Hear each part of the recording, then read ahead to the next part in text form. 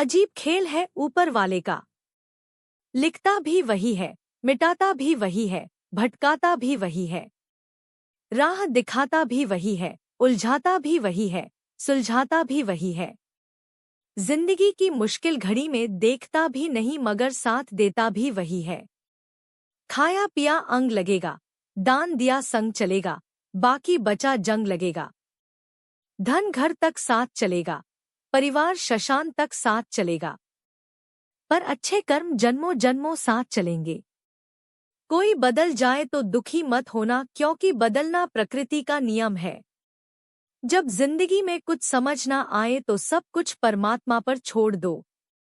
परमात्मा से कुछ मत मांगो, क्योंकि वह जानता है कि आपको क्या देना है। अगर परमात्मा खुश है तो सरताज बना देगा, और अगर वह रूठ जाए तो दर दर का मोहताज बना देगा। नमस्कार मित्रों, आप सभी का हमारे चैनल कृष्णा वंदन में दिल से स्वागत है। आज हम आपके लिए कुछ ऐसे प्रेरणादायक और अनमोल विचार लेकर आए हैं जो न केवल आपके जीवन में सकारात्मक ऊर्जा भर देंगे बल्कि आपकी सोच और आत्मा को भी एक नई दिशा देंगे। हम आपसे निवेदन करते हैं कि इस वीडियो को अंत तक जरूर देखें, और अगर आपको हमारा यह प्रयास पसंद आए तो हमारे चैनल देववाणी सब्सक्राइब करें और वीडियो को लाइक करें। तो चलिए आगे बढ़ते हैं।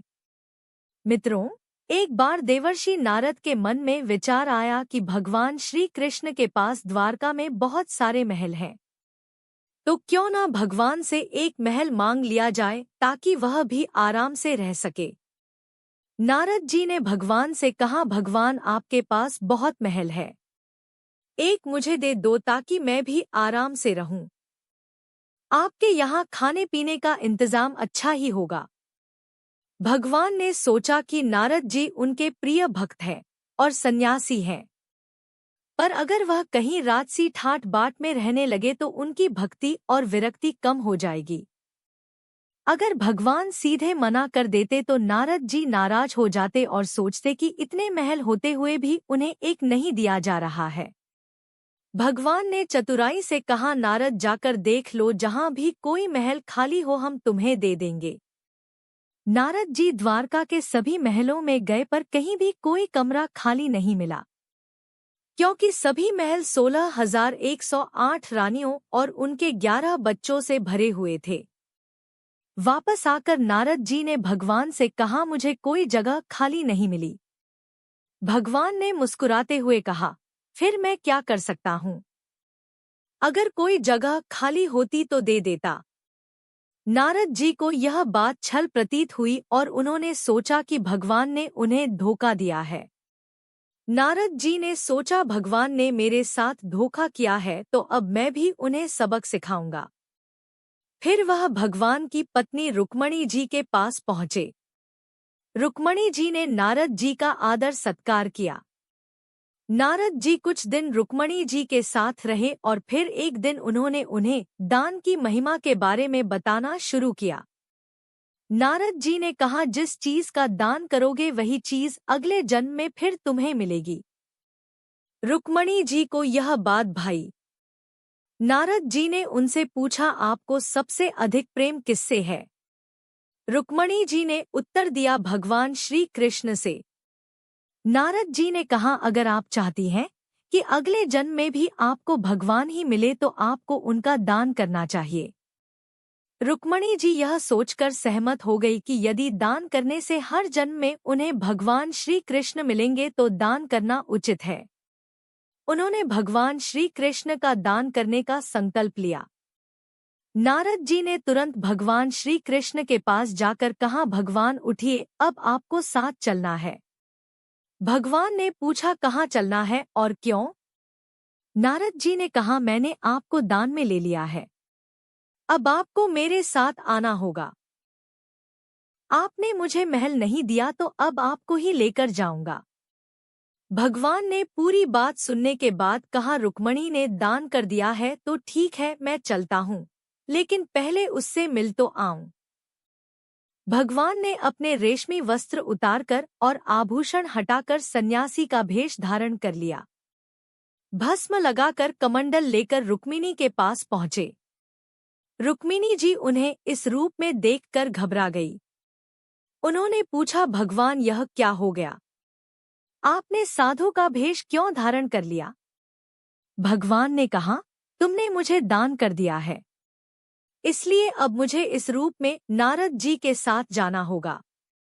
रुक्मिणी जी समझ गई कि उन्होंने भावुकता में आकर कुछ गलत कर दिया। वह बोली, मैंने इस तरह का दान नहीं किया था। भगवान ने कहा, दान का यही मतलब होता है कि जिसे दान किया जाए वह उसके अधिकार में हो जाता है। रुक्मिणी ने रोते हुए कहा, नारद जी आपने मेरे साथ अन्याय किया। मैंने भगवान को अगले जन्म में पाने की कामना से दान किया था, ना कि उन्हें अभी खोने के लिए।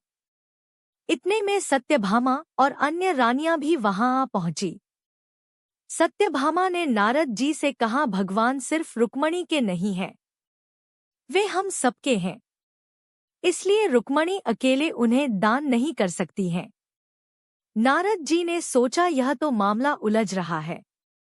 फिर उन्होंने कहा, ठीक है, भगवान का दान तभी पूरा माना जाएगा जब उनके वजन के बराबर सोना और गहने तुलादान के रूप में दान कर दिए जाए।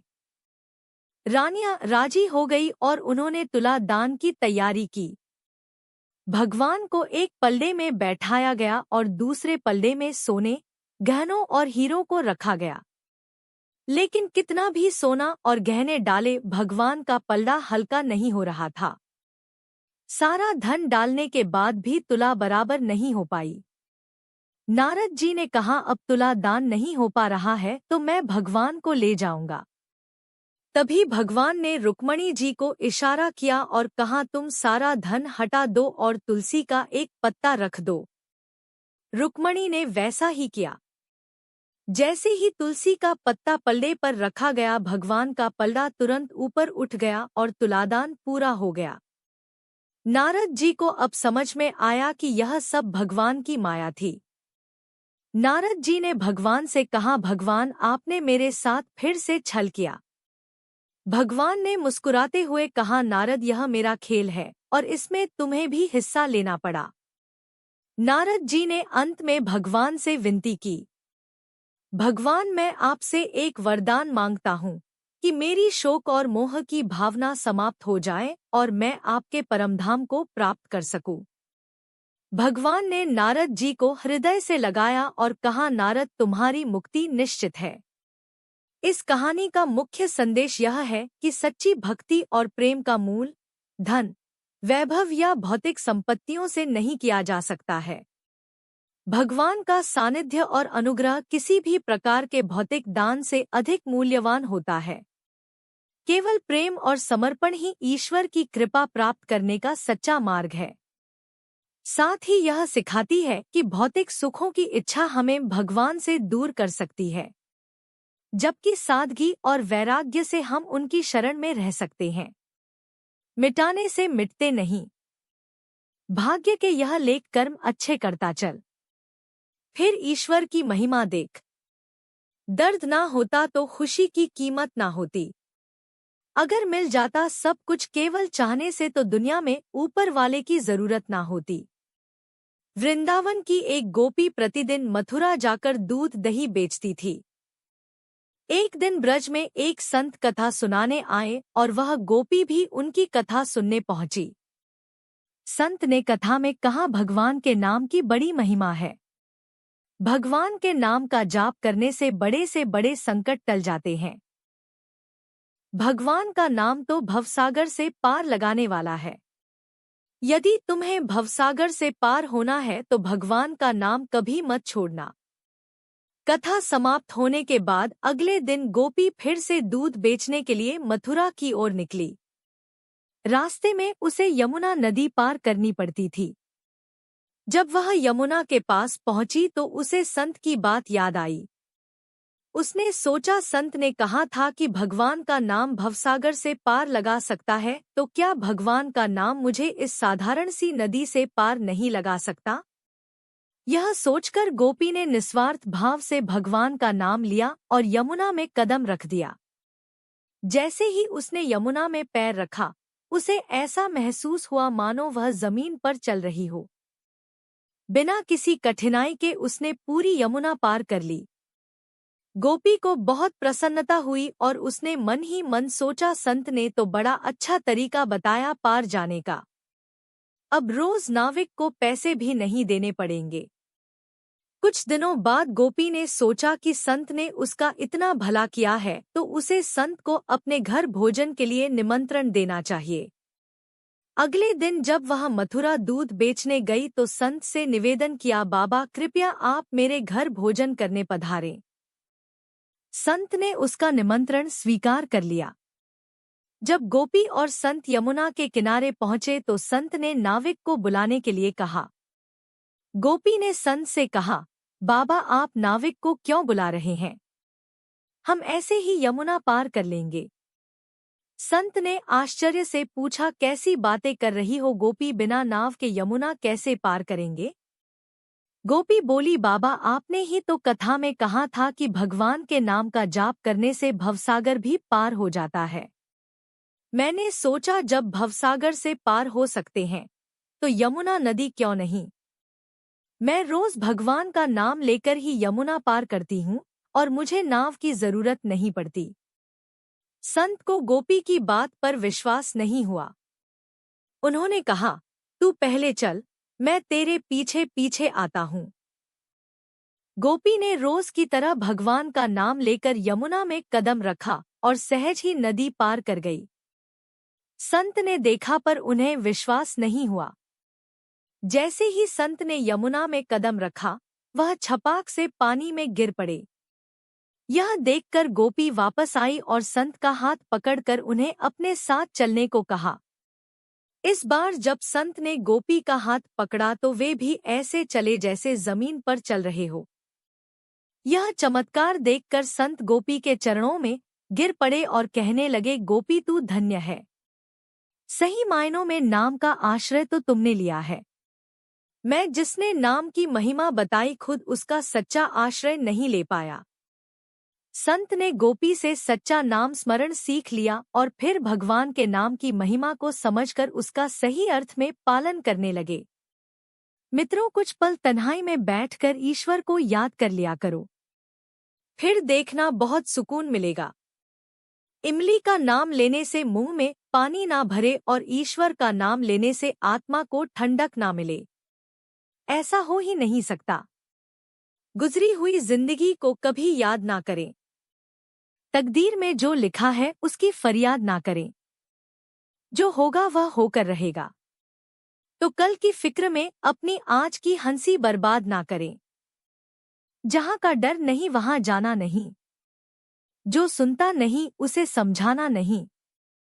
जो पचता नहीं उसे खाना नहीं। जो सत्य पर भी रूठे उसे मनाना नहीं। जो जाहिर करना पड़े वह दर्द कैसा और जो दर्द ना समझ सके वह हमदर्द कैसा। यहाँ का दस्तूर है चुप रहना, जो दिल पर गुजरे किसी से ना कहना। हर आंसू आँख में लाया ना करो, हर बार सबको बताया ना करो। हर शख्स यहाँ नमक लिए घूमता है, हर जख्म सबको दिखाया ना करो। खूबियाँ कम और अरमान बहुत है, जिसे भी देखो परेशान बहुत है। करीब से देखा तो निकला रेत का घर, मगर दूर से उसकी शान बहुत है। अपना दर्द खुद तक रखो, लोगों तक जाएगा तो तमाशा बन जाएगा। दुनिया क्या कहती है यह मत सुनो, तुम क्या हो यह तो तुम्हें खुद पता है। पक्षी एक एक दाना खाने के लिए 100 से 100 बार सिर झुकाता है, पर इंसान है जो 100 से 100 बार खाकर भी परमात्मा का शुक्र अदा नहीं करता। किसी ने माँ के कंधे पर सिर रखकर पूछा, माँ कब तक अपने कंधे पर सोने दोगी? माँ ने उसे सहलाते हुए कहा, जब तक लोग मुझे अपने कंधों पर ना उठा लें। मेरी तकदीर में एक भी गम ना होता। अगर मेरी तकदीर लिखने का हक मेरी माँ को होता। बाजार में सब कुछ मिल जाता है, लेकिन माँ जैसी जन्नत और पिता जैसा साया कभी नहीं मिलता। इंसान जीवन में बहुत कुछ सीखता है, पर अगर वह दूसरों से प्यार करना, दूसरों को माफ करना और दूसरों की इज्जत करना नहीं सीख पाया तो समझो उसने कुछ नहीं सीखा। दूसरों की मदद किया करो, ईश्वर तुम्हारी मदद करेगा। दूसरों को सुकून दिया करो, ईश्वर तुम्हें सुकून देगा। जो चीज पाना चाहते हो वह दूसरों को देना शुरू कर दो। ईश्वर तुम्हें बहुत देगा। शरीर को चंगा रखो। दिमाग को ठंडा रखो। आंखों में शर्म रखो। जुबान को नरम रखो। दिल में रहम रखो। क्रोध पर लगाम रखो। व्यवहार को साफ रखो और होठों पर मुस्कान रखो। फिर स्वर्ग जाने की क्या जरूरत? यही तो स्वर्ग है। जिंदगी सड़क की तरह है। यह कभी भी सीधी नहीं होती। कुछ देर बाद मोड़ अवश्य आता है। इसलिए धैर्य के साथ चलते रहो। आपकी जिंदगी का सुखद मोड़ आपका इंतजार कर रहा है। मुश्किलें अगर दरवाजा खटखटाएं तो कभी डरना मत। निडर होकर दरवाजा खोल दो, क्योंकि कामयाबी अपना भेष बदल कर ही आती है। याद रखना कि डर के आगे ही जीत होती है। समय जब पलटता है तो सब पलट कर रख देता है। इसलिए अच्छे दिनों में अहंकार ना करो और खराब दिनों में थोड़ा सब्र करो। कहते हैं सच का कोई मुकाबला नहीं, मगर आज झूठ की पहचान बहुत मुश्किल से मिलती है। शहर में आदमी यूं तो कहने को इंसान बहुत है। दिल से सजदा करो तो इबादत बनेगी। माँ बाप की सेवा अमानत बनेगी। खुलेगा जब तुम्हारे गुनाहों का खाता तो माँ बाप की सेवा जमानत बनेगी। जरा सी जिंदगी में यहाँ व्यवधान बहुत है। तमाशा देखने को यहाँ इंसान बहुत है। खुद ही बनाते हैं हम जिंदगी को पेचीदा, वरना जिंदगी के नक्शे तो आसान बहुत है। अजीब दौर है। हर शख्स यही सोचता है कि तमाम शहर जले, बस मेरा घर ना जले। इस दौर के इंसानों की यही समस्या है। तेरी दीवार से ऊंची मेरी दीवार बने। इस तरह ना कमाओ कि बात हो जाए। इस तरह ना खर्च करो कि गर्व हो जाए। इस तरह ना खाओ कि मर्ज हो जाए। इस तरह ना बोलो कि क्लेश हो जाए। इस तरह ना चलो कि देर हो जाए। इस तरह ना सोचो कि चिंता हो जाए। बहुत ही सुंदर शब्द जो गुरुद्वारे के दरवाजे पर लिखे थे। प्यार से ऐसी यारी रख, दुख में भागीदारी रख। चाहे लोग कुछ भी कहें, तू तो जिम्मेदारी रख, वक्त पड़ने पर काम आने का। पहले अपनी बात रख, मुसीबतें तो आएंगी पूरी तैयारी रख। रंग कामयाबी का मिले या ना मिले जंग जारी रख। बोझ लगेंगे सब हल्के दिल को पर मन भारी। मन जीता तो सब जीता कायम अपनी खुददारी रख। किसी ने पूछा सब कुछ खो देने से ज्यादा बुरा क्या है? बेहद खूबसूरत जवाब मिला, सब कुछ खो देने से ज्यादा बुरा उस उम्मीद का खो देना है जिसके भरोसे हम सब कुछ दोबारा वापस पा सकते हैं। याद रखना कि जिसके पास उम्मीद है वह लाख बार हारकर भी नहीं हारता। जीवन में कभी निराश मत होना। निराशा एक दलदल है। आप इसमें केवल पहला कदम रखते हैं, फिर दूसरा कदम आपको रखना नहीं पड़ता, क्योंकि दलदल को सिर्फ पहले कदम का इंतजार होता है। जिंदगी एक हसीन किताब है, पर जरूरी तो नहीं कि इस किताब के सारे पन्ने हसीन हो। अगर कोई ऐसा पन्ना आ जाए जिसमें राहत ना हो, सुकून ना हो, शांति ना हो तो सब्र करना। अगर ईश्वर ने तुमसे वह चीज छीन ली है जो तुमने सोचा भी ना था तो ईश्वर तुम्हें वह चीज भी देगा जिसका तुम्हें अंदाजा भी नहीं। क्यों भूल जाते हो कि उसके घर देर है अंधेर नहीं। जिंदगी हसीन है, इससे प्यार करो। रात तो क्या सुबह का इंतजार करो। मुश्किलें तो ध्यान खींचती हैं हर किसी का, पर किस्मत से ज्यादा खुद पर एतबार करो। जब एक दरवाजा बंद हो जाता है तो दूसरा दरवाजा खुल जाता है, पर अक्सर हम बंद दरवाजे को इतने लंबे समय तक और अफसोस से देखते रहते हैं कि हमें वह दरवाजा दिखाई ही नहीं देता जो हमारे लिए खोला गया है। बुरा समय आपको जिंदगी की उन सच्चाइयों का सामना करवाता है जिसका आपको अच्छे समय में कभी ख्याल भी ना आया हो। कठिनाइयां तो मजबूत होने की सीढ़ियां हैं। हौसला ना हारो बल्कि खुशी मनाओ कि उस मेहरबान ने तुम्हें चुन लिया है। जिंदगी आसान नहीं होती, इसे आसान बनाया जाता है। कुछ सब्र करके, कुछ बर्दाश्त करके और बहुत कुछ नजरअंदाज करके। कभी मत सोचो कि आप अकेले हो, सोचो कि आप अकेले ही काफी हो। अगर आप उस इंसान की तलाश कर रहे हो जो आपकी जिंदगी बदलेगा तो आईने में देख लो। अपना रास्ता खुद बनाओ। हम अकेले ही पैदा होते हैं और अकेले ही मृत्यु को प्राप्त होते हैं। इसलिए हमारे अलावा कोई और हमारी किस्मत का फैसला नहीं कर सकता। रोना बंद करो और अपनी किस्मत से खुद लड़ना सीखो, क्योंकि साथ देने वाला भी श्मशान से आगे नहीं जाता। जिंदगी की रण में खुद ही कृष्ण और खुद ही अर्जुन बनना पड़ता है। रोज अपना ही साथी बनकर जीवन की महाभारत को लड़ना पड़ता है। याद रखना कि कामयाबी हासिल करने के लिए अकेले ही आगे बढ़ना पड़ता है। लोग तो आपके साथ तब आते हैं जब आप कामयाब हो जाते हैं। जीवन में इतने व्यस्त हो जाओ कि पछतावा, दुख, दर्द और नफरत के लिए समय ही ना बचे। याद रखना कि जीवन में खाली व्यक्ति ही सबसे ज्यादा दुखी होता है।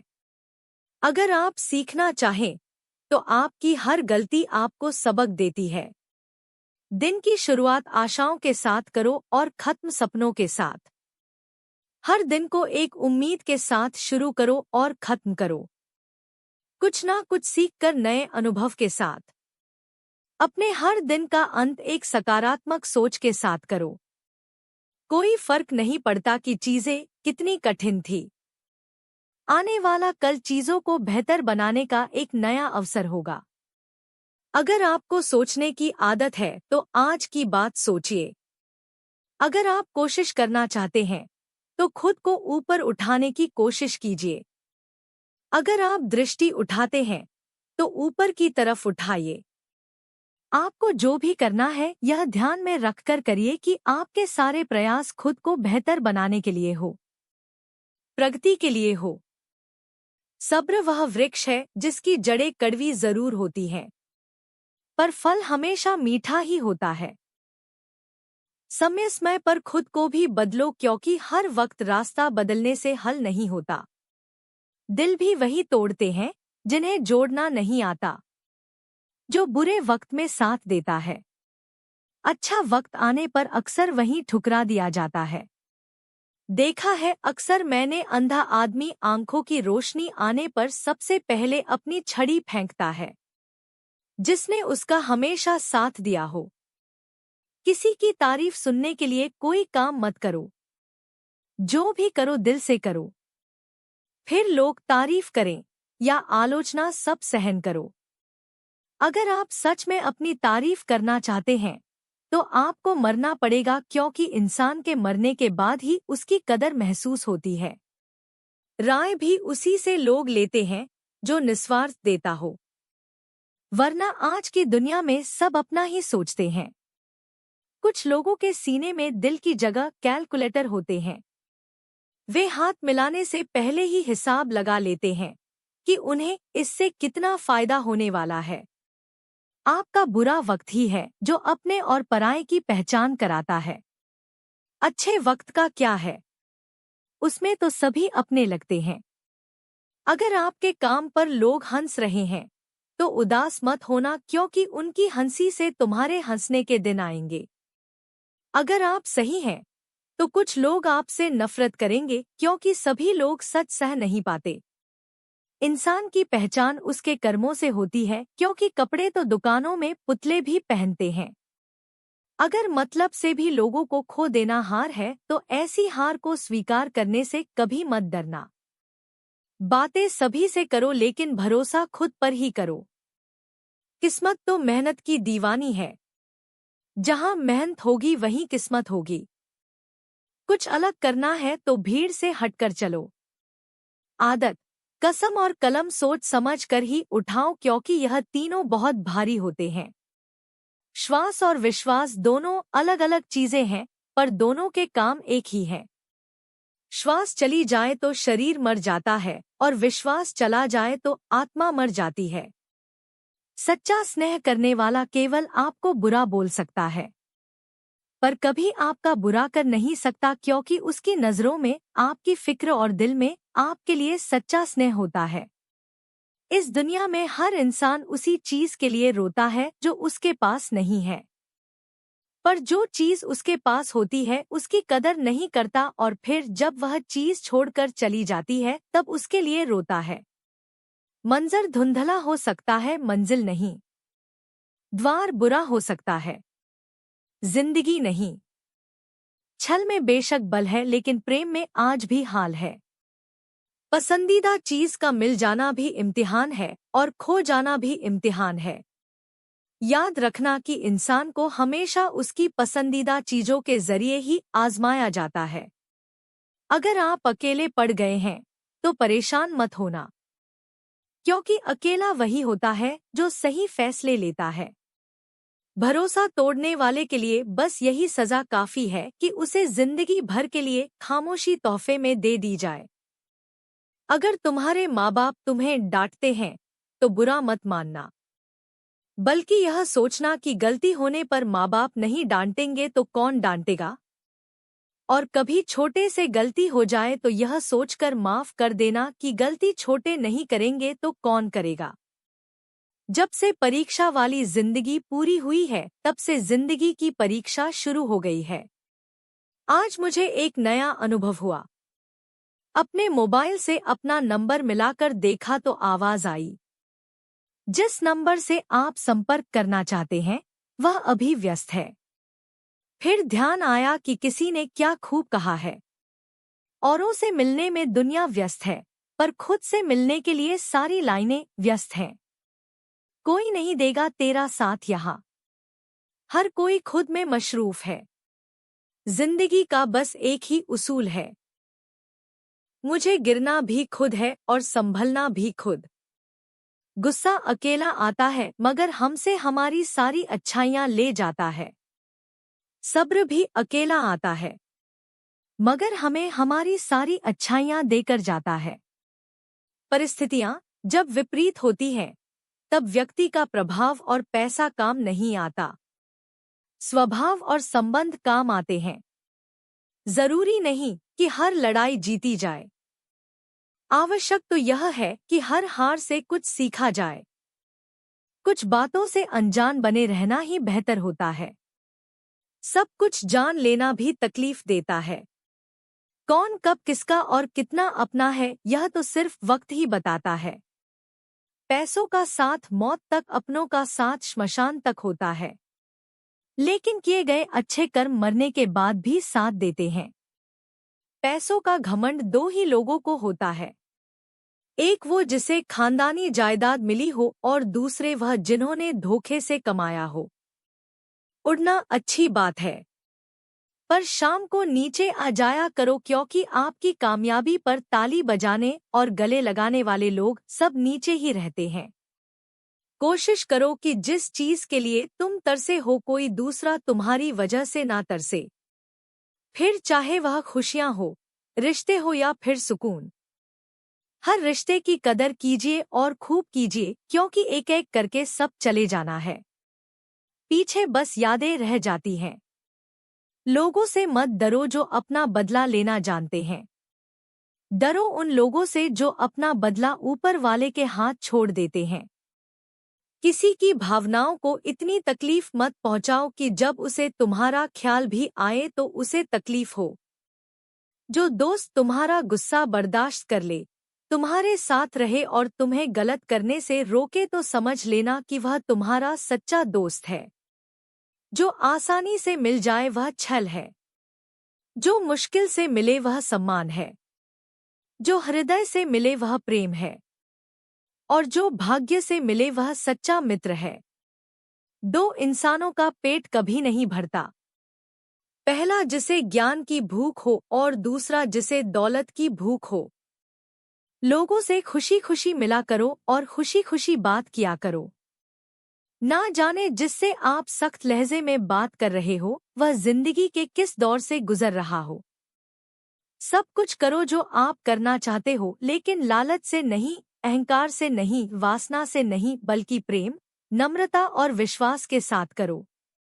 बरसात में भी माहिर परिंदे खुले आसमान में तिनके भी सफर करते हैं। इसे बार बार दोहराएं कि अगर कोई और कर सकता है तो आप भी कर सकते हैं, और अगर कोई और कर सकता है तो मुझे जरूर करना चाहिए। तकलीफें आए तो याद रखना कि इंसान हमेशा तकलीफों से सीखता और आगे बढ़ता है। खुशी में तो अक्सर वह सीखे हुए सबक भी भूल जाया करता है। जिंदगी के धक्कों में सबसे बेहतरीन धक्का वह है जो आपको सबक दे जाए, जिससे आप अपने डे पर गिरकर फिर उठना सीखें। वक्त निकालकर मिल लिया करो अपनों से। अगर आप ही नहीं रहेंगे तो वक्त का क्या करोगे? आप कमाने वाले को पता होता है पैसे कैसे कमाए जाते हैं। बैठकर खाने वाले लोग उसे हाथ का मैल कह देते हैं। जब नाखून बढ़ जाते हैं तब नाखून ही काटे जाते हैं, उंगलियां नहीं। इसीलिए अगर रिश्ते में दरार आ जाए तो डरा